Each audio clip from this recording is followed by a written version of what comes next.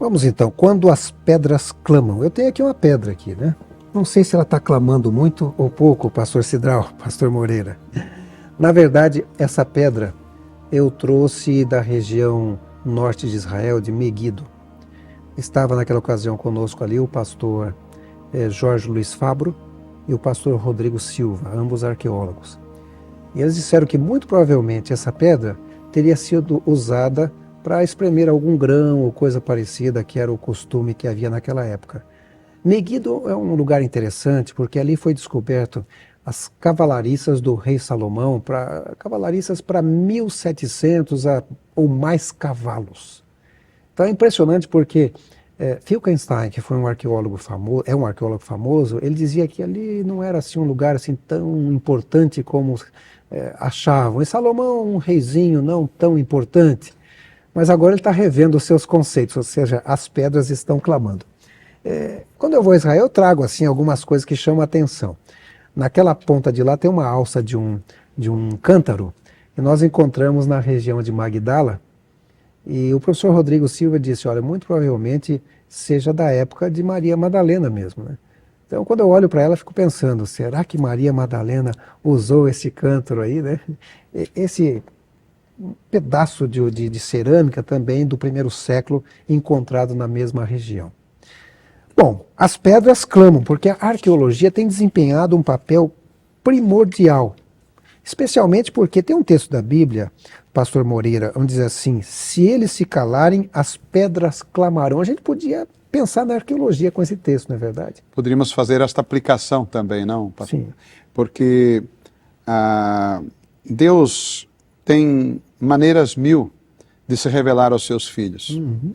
Nós, pela fé, não precisaríamos que as pedras clamassem. Mas há muitas pessoas que, por causa das dúvidas que são colocadas, poderão atestar a autenticidade da palavra de Deus a partir destas descobertas arqueológicas. E elas vêm confirmando. Durante muito tempo, os eruditos, os estudiosos, lançaram dúvida sobre a autenticidade da palavra de Deus, sobre a fidelidade da palavra de Deus. Muitas das descrições bíblicas diziam eram lendas, invenções dos escritores, como só ia acontecer em muitas outras culturas. Sim. Mas o que nós temos visto é que a palavra de Deus se mostra fiel, até mesmo quando é para historiar situações negativas do povo de Deus. Ao contrário do que acontecia nas nações de então, quando um rei assumia o trono, ele tratava de apagar os sucessos do seu antecessor a fim de ele, então, prevalecer.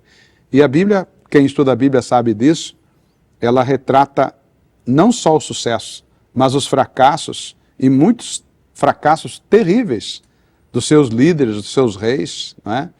Mas que estão ali reproduzidos fielmente, e por isto nós acreditamos na Bíblia, porque havia um compromisso dos escritores, que era de revelar a verdade. Porque a verdade, diz a Bíblia, o próprio Jesus disse, nos libertaria. Com certeza.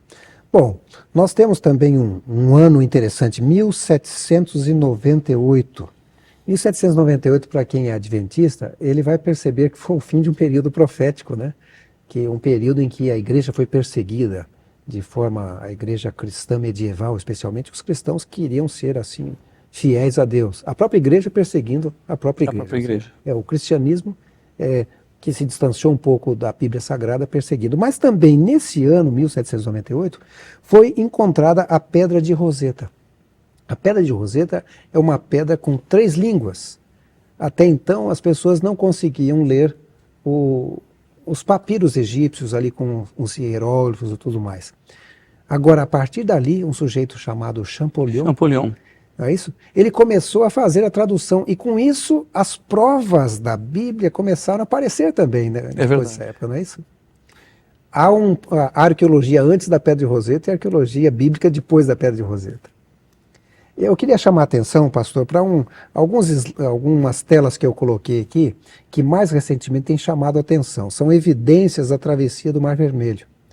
Uma coisa interessante é que no local onde se acredita que o povo de Israel atravessou, aparece essa ponte subaquática.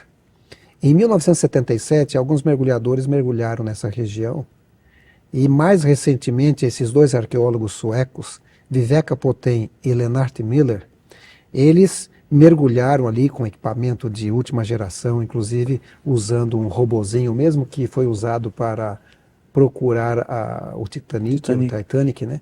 E eles encontraram rodas de carruagem, assim, dezenas de rodas de carruagem. Hoje o coral cresceu em volta dessas rodas, mas assim as carruagens viradas.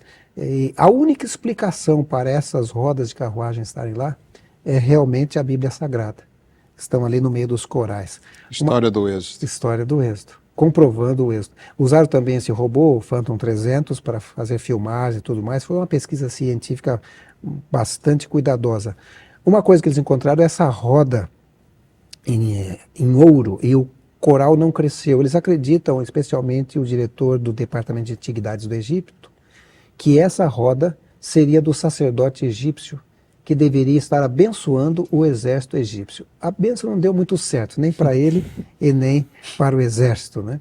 São várias fotos. Eles encontraram também fêmur de um cavalo mineralizado, o casco de um cavalo, uma costela humana presa ali entre os corais, um fêmur humano mineralizado, ou seja, são evidências de que realmente a Bíblia Sagrada pode ser comprovada através da arqueologia Só uma bíblica. pergunta, encontraram o dólar também? Era O moeda... dólar, apenas para ter uma ideia do tamanho. Aliás, isso custou muitos dólares, não é verdade?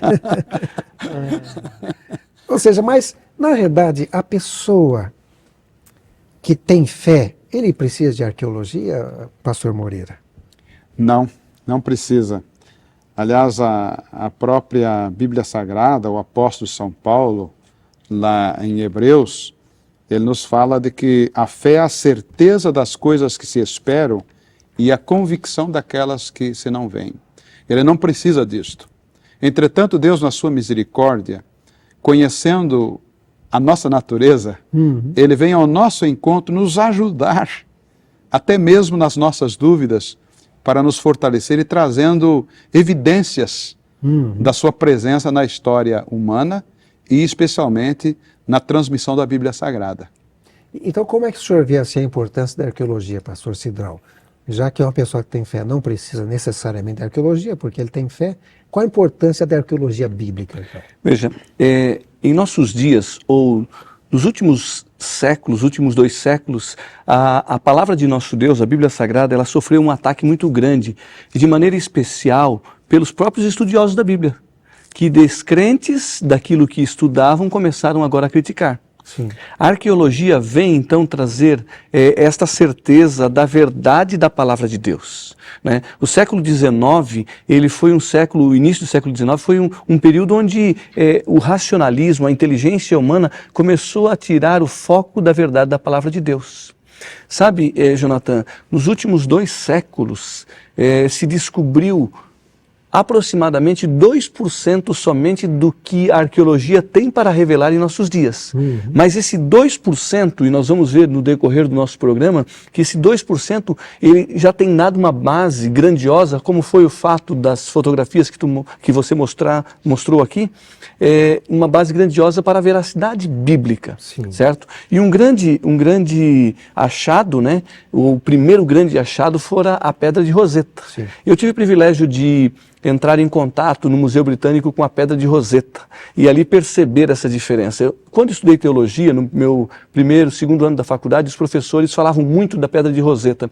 E há um trabalho que tive que realizar na Europa, e então fui ao Museu Britânico e ali eu pude perceber os detalhes da Pedra de Roseta e a importância, né, que o Champollion trouxe, aquele homem lá da França, o linguista, né, que trouxe decifrou a Pedra de Roseta e agora traz a veracidade da palavra de Deus, contando através do decifrar do hieróglifo para o grego, para o hebraico, e então agora podemos ter a veracidade da Bíblia nas histórias, nos contos sobre a vida de Moisés e tantos outros personagens. Então, qual é a importância, foi a sua pergunta, do escrito bíblico em relação à arqueologia?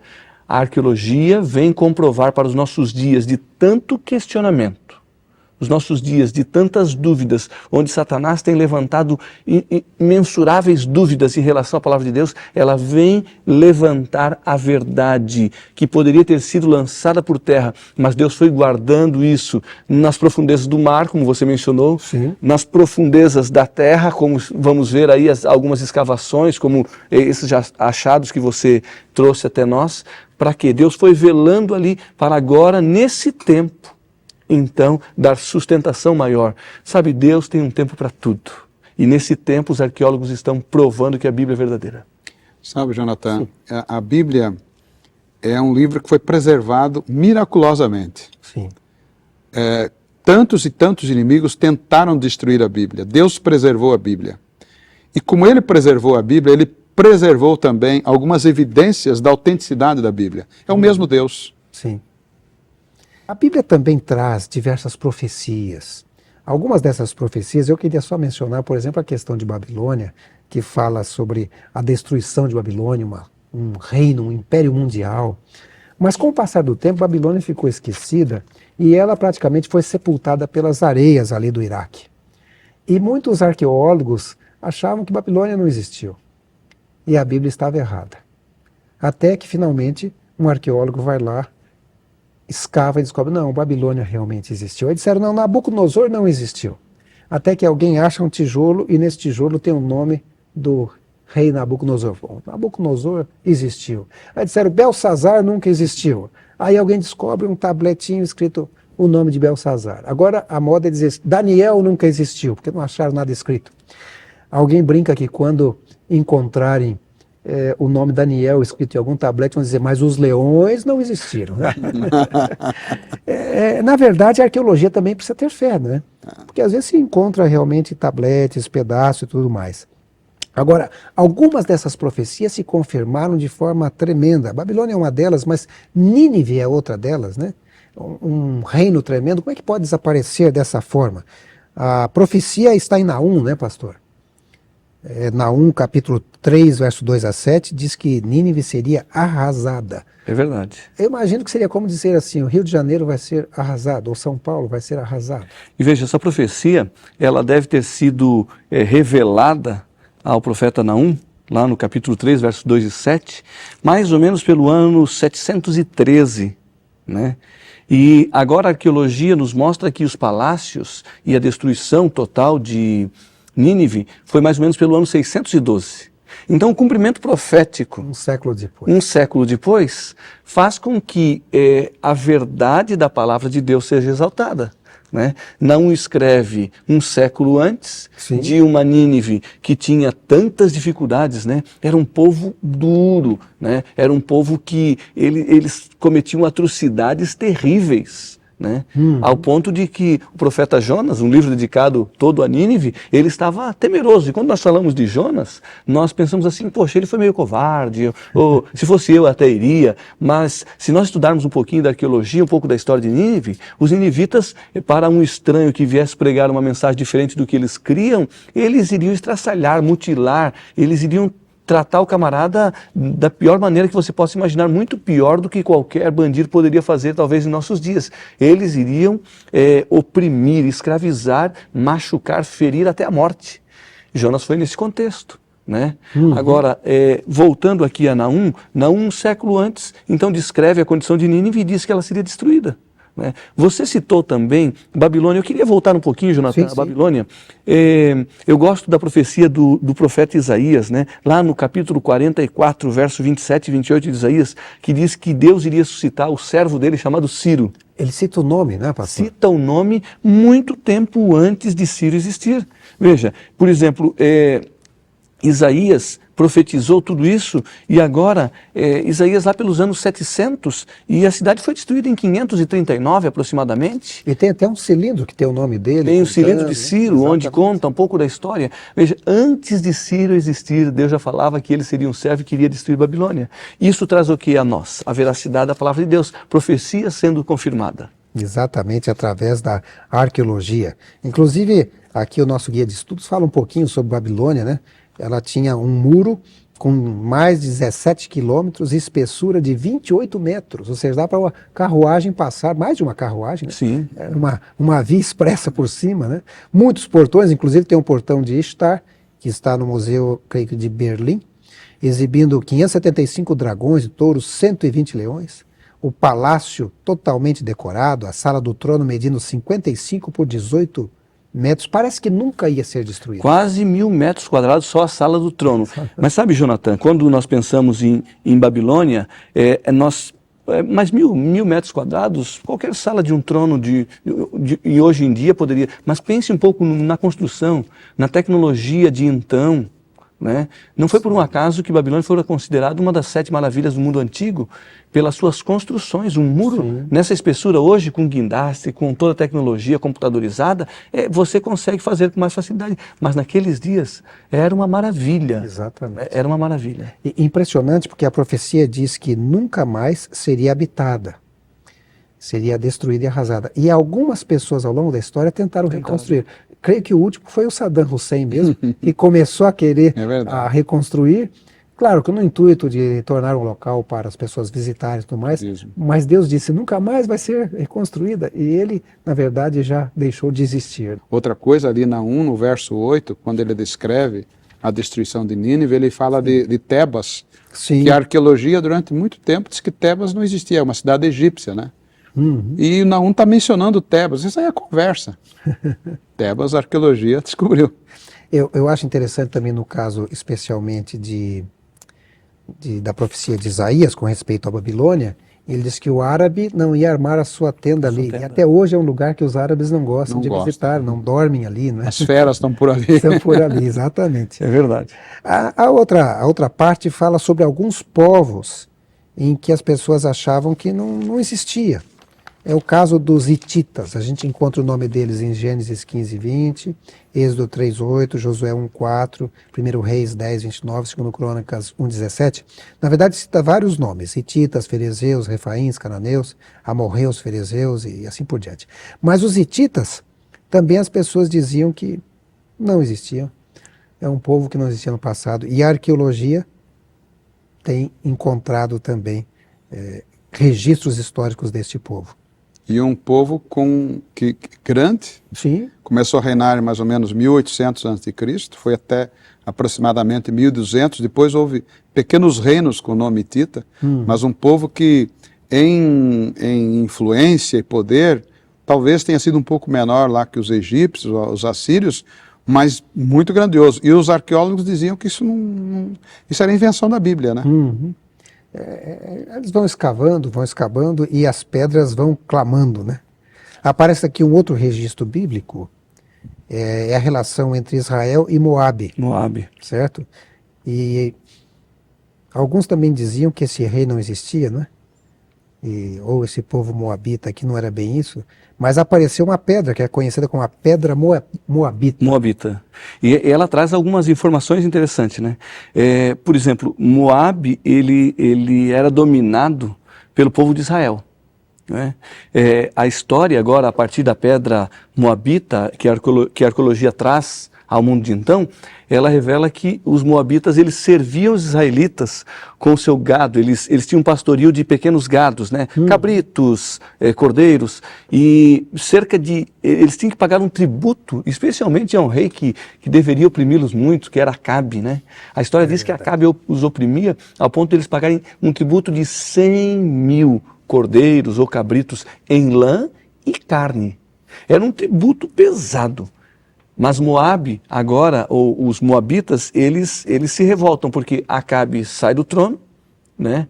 E posteriormente vem um governante, né, que a Bíblia, na sua história, nos diz que era Jorão.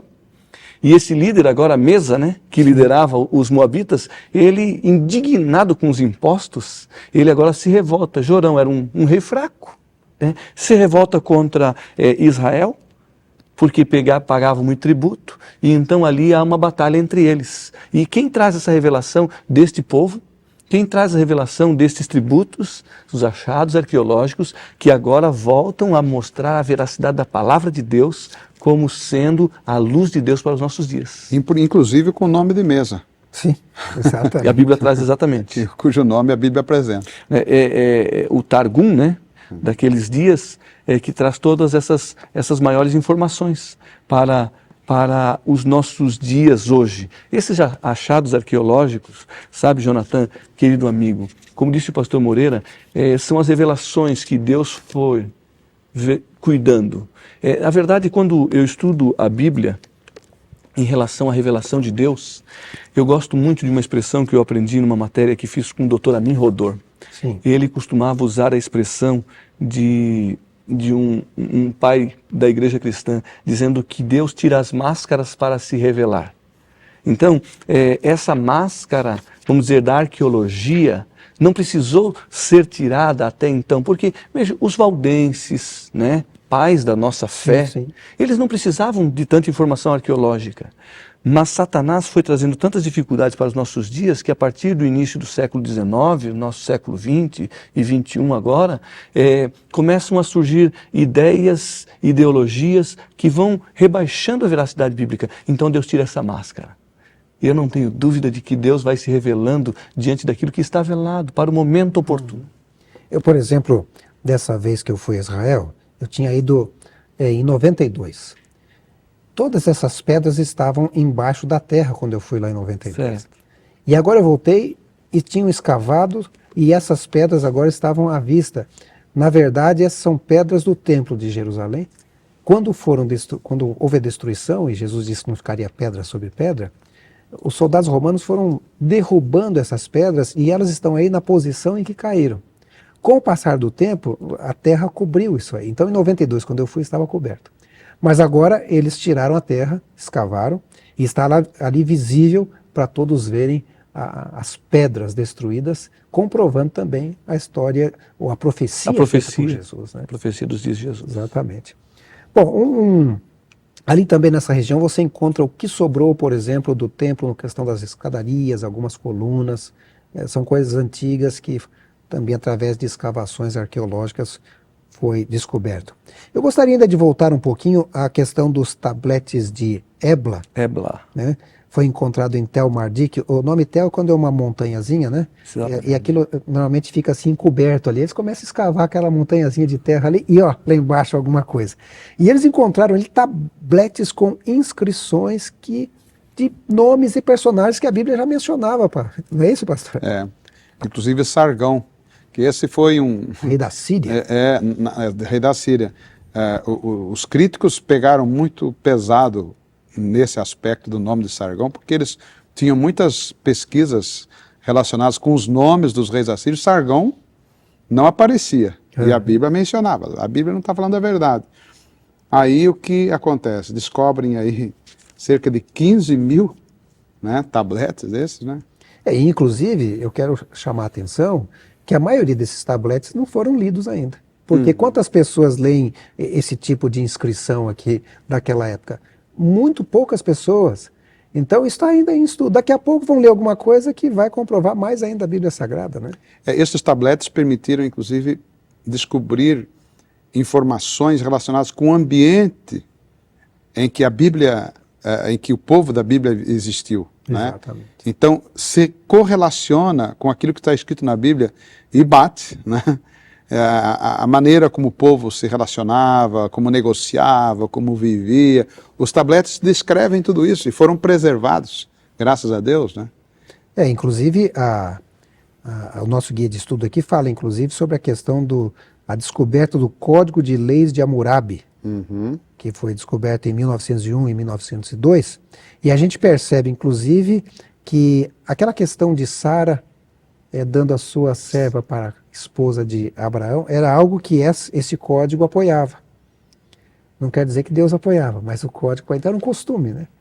Eles viviam naquele contexto cultural. Exatamente, naquele contexto cultural. E estas leis eram leis bem conhecidas na região e que davam, inclusive davam muitas dos hábitos, dos costumes, das leis que estão na Bíblia Sagrada, estão também inseridas no Código de Hammurabi. Tinham que ver com herança do próprio Deus, né? Exato.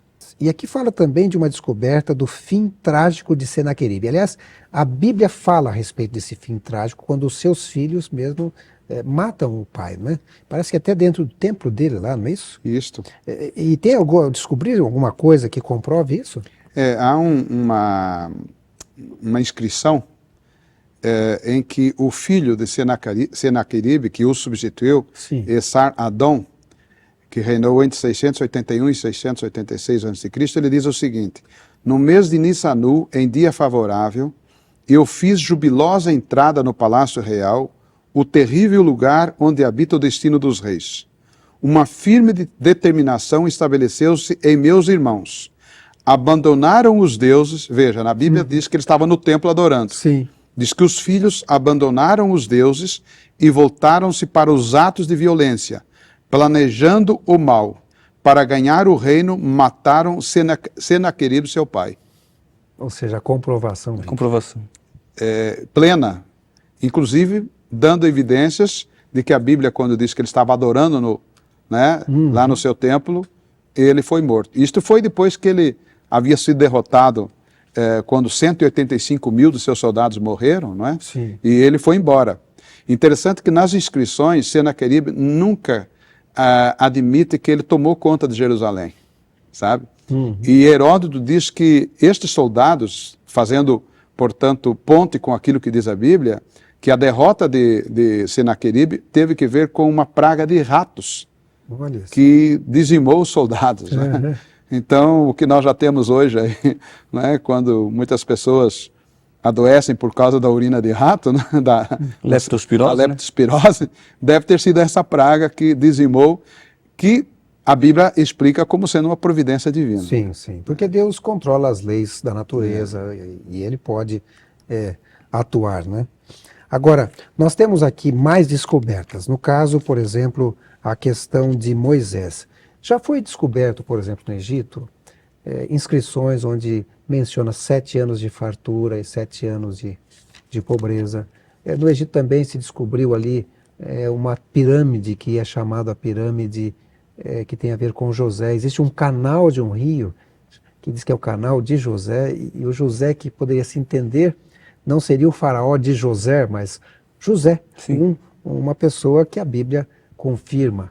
Na verdade, existem traços ali arqueológicos da presença dos chamado Abiru, ou dos hebreus que viveram na região, e o que eu mostrei agora há pouco, através dessas telas, a própria travessia do Mar Vermelho sendo comprovada. Mas uma das últimas descobertas, que aconteceu em 1922, quando Howard Carter descobriu a tumba de Tutankhamon, e ali foi encontrado preciosidades tremendas, pastor, mostrando a importância do Egito e como eles dominavam o império daquela época. Mas um fato que chama atenção, e aqui no guia de estudo aparece a citação de Siegfried Horne, que foi professor de arqueologia, inclusive aqui no Brasil, né? Foi seu professor também? Foi. Seu professor, né? Ele menciona, por exemplo, o caso de que dizem que não havia ferro na época. Só que aqui foi encontrado na tumba objetos que eram dessa época, século XII, objetos de ferro na tumba do rei Tutankhamon. Ou seja, mostrando mais uma vez os críticos errando nesse aspecto. Aqui fala também dos amalequitas, e eu lembro que Deus às vezes diz assim, olha, não destrua ainda porque a medida da maldade deles não chegou ao final. Ou seja, Deus é paciente também com isso, né? Se você reportar sua leitura bíblica para o livro de Êxodo, lá no capítulo 17, pelo verso 18, fala desta profecia ou desse mandado de Deus. O que acontecia? O povo de Israel estava na região de Refidim, estava tendo uma infinidade de dificuldades causada por um povo chamado Amalequita. Amaleque, né? E ia contra o povo de Deus, atrapalhando o trabalho do povo de Deus, tentando infiltrar no meio do povo de Deus tudo quanto é tipo de dificuldade de maneira específica em relação à adoração. Sim. E essa dificuldade ao povo de Deus trouxe de Deus para o povo de Amaleque uma promessa. Eu vou destruir você na 4ª geração. É interessante isso, Jonathan, querido amigo. Se você estudar então agora a continuidade da história do povo de Deus, mais ou menos 4 séculos depois, nós chegamos ao primeiro rei de Israel, Uhum. né? Saul, Saul. que teve agora uma dificuldade com Amaleque, ou seja, com os amalequitas. Ele foi destruir o povo amalequita, mas não como Deus tinha pedido que Amaleque deveria ser varrido da face da terra. Saul fez ao seu bel prazer, do seu jeito. E a história bíblica diz que havia um rei chamado Agag, que ele preservou a vida, e não só de Agag, como também dos animais, até que o profeta veio no meio e disse: mas eu estou ouvindo o balido de animais, né? E então agora o profeta, em nome de Deus, traz ali o juízo sobre o restante do povo de Amaleque e também um juízo sobre o próprio rei, que não cumprir a vontade de Deus. Veja, essas descobertas bíblicas, arqueológicas, nos comprovam a veracidade da palavra de Deus. A descoberta bíblica profética e o conhecimento da palavra de Deus também nos dá essa luz, porque muitos anos antes, mais de 400 anos, Deus já tinha lançado luz sobre um povo que deveria ser destruído e que o fora conforme Deus tinha por propósito. Isso nos dá o quê? Certeza da palavra de Deus cumprindo-se para cada um de nós, trazendo a cada um de nós as suas promessas, e se Ele cumpriu no passado, por que deixaria de cumprir em nossos dias? Exatamente, porque existem ainda algumas profecias que ainda estão com o seu cumprimento no futuro ainda, né?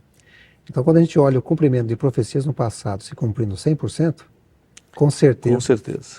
Não é nem uma questão de fé, é uma questão de lógica, né? Exatamente. Se não quisermos olhar pelo lado da fé, basta então lermos no sentido cronológico das situações, e elas foram acontecendo como Deus foi planejando.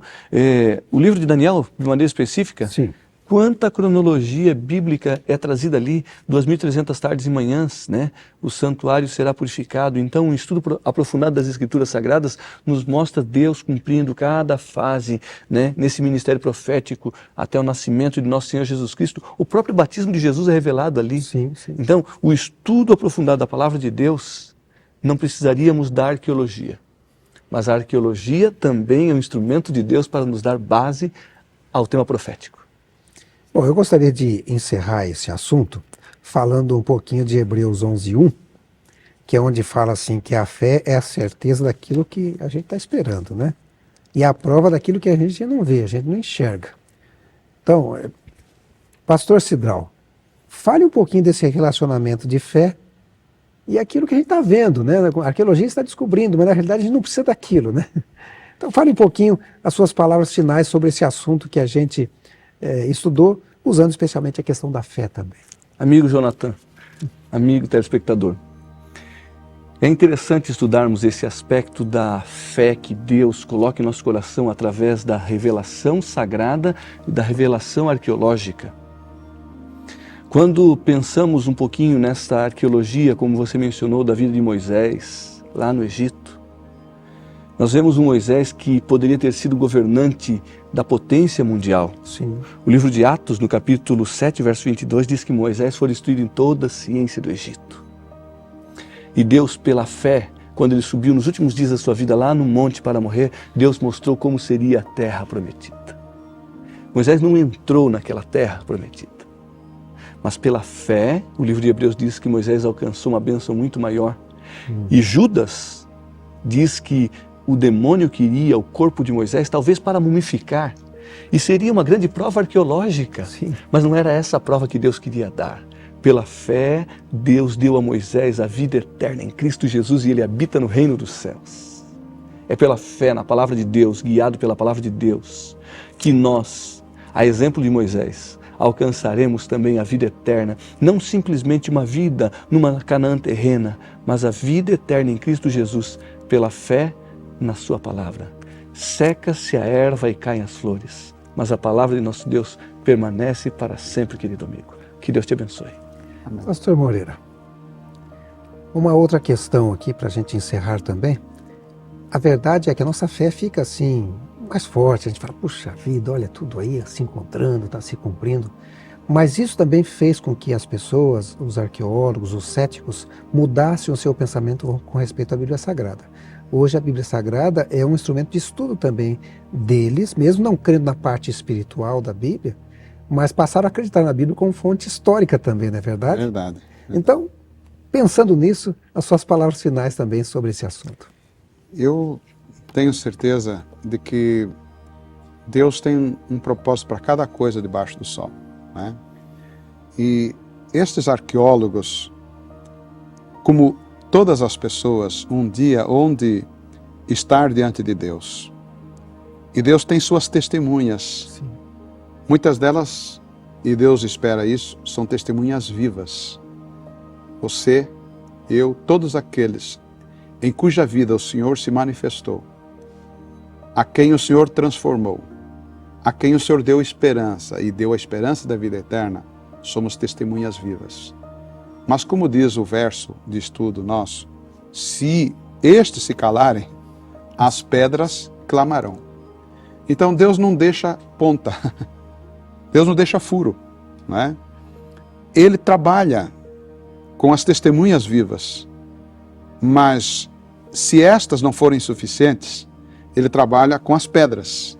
Se estas também não forem suficientes, ele trabalha com a natureza. Sim. A natureza revela a Deus. Então, em qualquer circunstância, todas as pessoas, um dia, quando estiverem diante de Deus, hão de ter a evidência clara e palpável. Ou seja, não tem desculpa. Não há nenhuma desculpa de que Deus sempre fez tudo o que Ele podia para ir ao encontro do ser humano e transmitir-lhe a esperança da vida eterna. E eu creio que esta é uma das principais e mais importantes lições que nós podemos aprender do estudo desta semana. Nós não precisaríamos das pedras, Sim.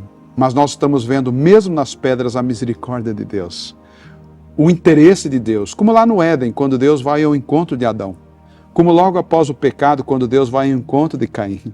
E assim Ele vai em cada etapa, como foi nos seus dias Jesus Cristo ao encontro de Judas. Uhum. Então Deus está nos procurando. Hoje, diz a palavra de Deus, se você ouvir a voz de Deus, não endureça o seu coração. Isto é, o Espírito Santo está falando. E nós somos convidados a abrir o nosso coração para a presença clara, positiva do nosso Deus. E isto é uma bênção para todos nós. Muito bem. Bom, a própria Bíblia Sagrada diz que a palavra de Deus é a verdade. Não são histórias da carochinha, mas que estão sendo comprovadas pela própria arqueologia.